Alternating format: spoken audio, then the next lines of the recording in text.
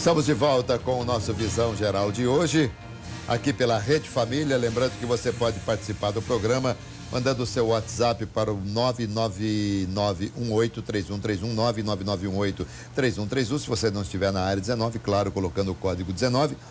Também temos a nossa fanpage no facebook.com/Visão Geral.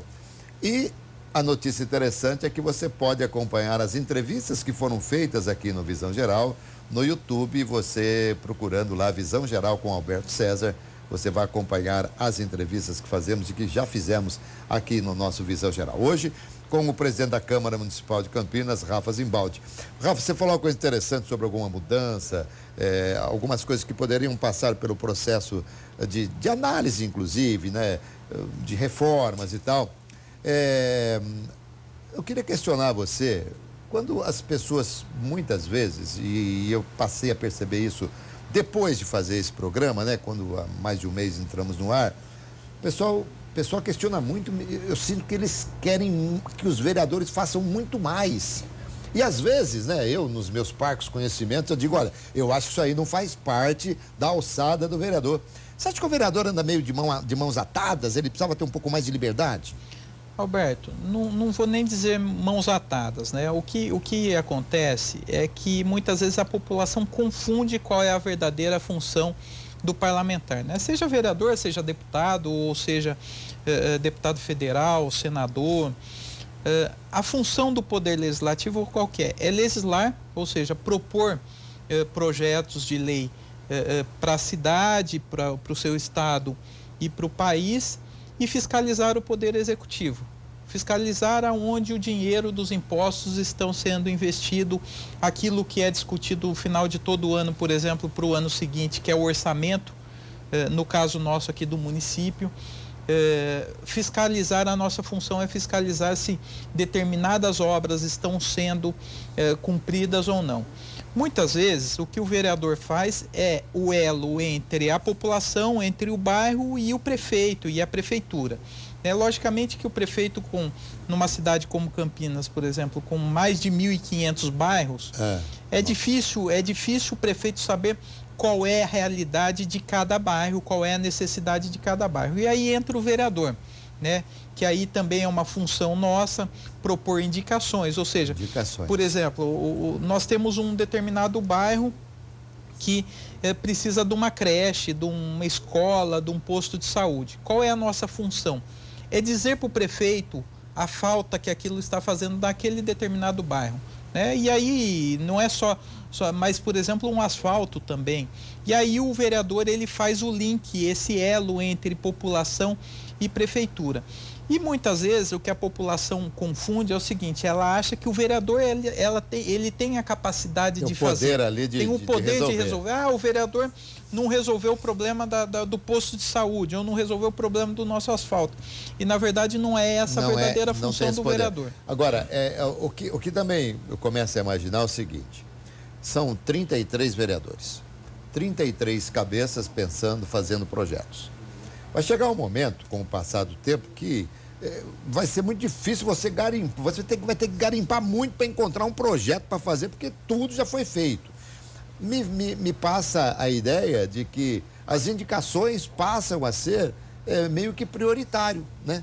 A fiscalização, claro, do executivo, que é uma coisa normal e natural que tem que acontecer, mas me parece também que a partir de um determinado momento as indicações passam a ser algo que realmente valorizam, sobretudo, o vereador. É mais ou menos isso. Em Campinas, Alberto, para você ter uma ideia, nós temos mais de 15 mil leis. Ou seja, 15 municipais aqui. 15 mil leis municipais.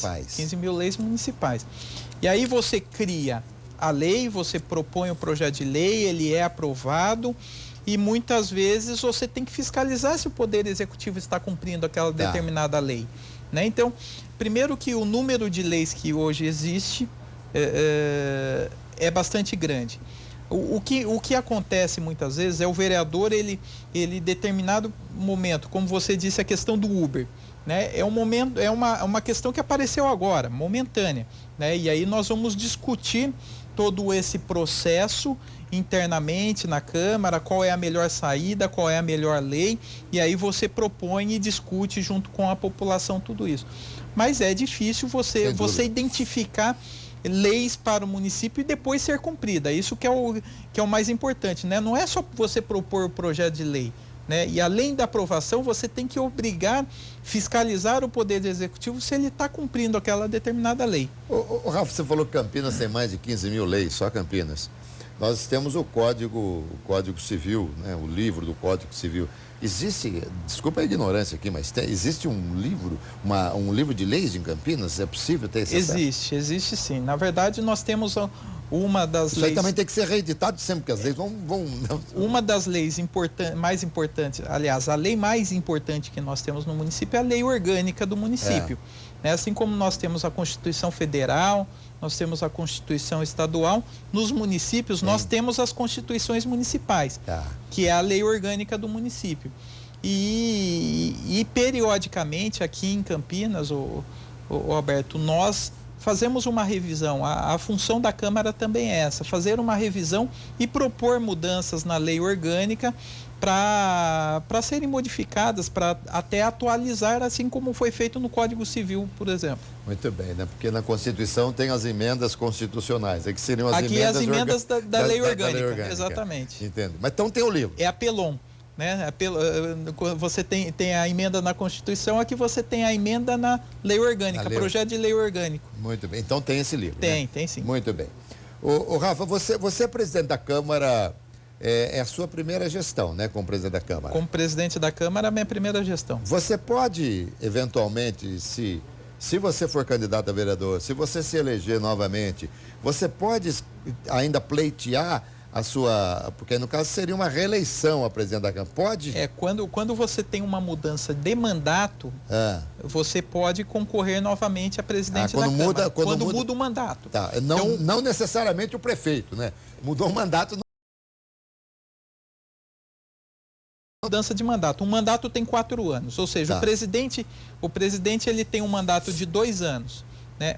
Aquele que for presidente primeiro, ele não pode ser candidato a presidente novamente. Dentro do mesmo mandato? Dentro do mesmo mandato. Agora, quando muda de mandato... Mas por que, gozado, existe uma regra, algo que justifique essa regra? A lei orgânica do município. A lei orgânica. Aí, por exemplo, em Campinas, isso não é permitido. Outros municípios pode ser que aconteça.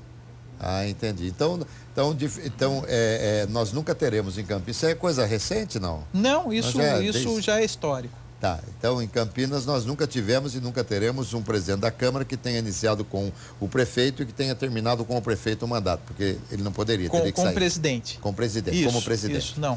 Exatamente. E como presidente você tem todas as prerrogativas normais de vereador, né? E claro, deve ter algumas outras prerrogativas como presidente da Câmara também. É mais ou menos como ser presidente da República, né? As prerrogativas de vereador são as mesmas de qualquer outro vereador. A diferença sendo presidente da Câmara é que você tem toda a responsabilidade administrativa. Tá. Né? No nosso caso aqui, nós temos, por exemplo, um orçamento de 120 milhões e aí nós somos responsáveis pela gestão desse dinheiro, né? Pelo investimento desse dinheiro, logicamente, dentro do Poder Legislativo, né? E aí você faz a gestão, você administra, na Câmara em Campinas nós temos entre funcionários da Câmara, funcionários de carreira, funcionários comissionados e terceirizados, nós temos em torno de 600 funcionários. Certo. Então você tem que fazer toda essa gestão também dos funcionários. Vamos lá, uma coisa interessante, para a gente entender, para o nosso telespectador, para o munícipe entender também, né? Claro que nós estamos falando aqui com o Rafa, que é o presidente da Câmara Municipal de Campinas, mas isso vale aí para todo mundo. Como é que funciona? Porque a Câmara não fabrica nada, não vende nada. Então, o dinheiro que a Câmara recebe é o dinheiro que a Prefeitura destina para a Câmara, é isso? E como é que é feito? Vocês fazem um planejamento, vocês fazem, sei lá, um orçamento de quanto vai se gastar no ano e diz para o prefeito: prefeito, olha, Prefeitura, é o seguinte, vou gastar tantos milhões. Aí a Prefeitura, tantos milhões, é assim que funciona? Não, a verdade é o seguinte, o prefeito também constitucionalmente falando, o prefeito ele é obrigado a repassar para a Câmara 2/10 do orçamento da cidade. Ah, então é um percentual do orçamento. É um percentual do orçamento que tem que ser obrigatoriamente repassado. E aí, aos finais... 2/10 é 0,02, é isso? Tá. Isso. Aí, ao final de cada ano, você discute o orçamento da cidade. E dentro do orçamento da cidade, você discute também o orçamento que será proposto da Câmara. Por exemplo, Roberto, quando eu falei que o orçamento da Câmara é em 120 milhões... esse ano aqui o nosso orçamento era para estar em 145 milhões. Mas dentro de uma conversa com o próprio prefeito, dentro de uma realidade que nós estamos vivendo, uma crise econômica que nós estamos vivendo, nós enxugamos e deixamos, ou seja, reduzimos de 145 para 120 milhões de reais.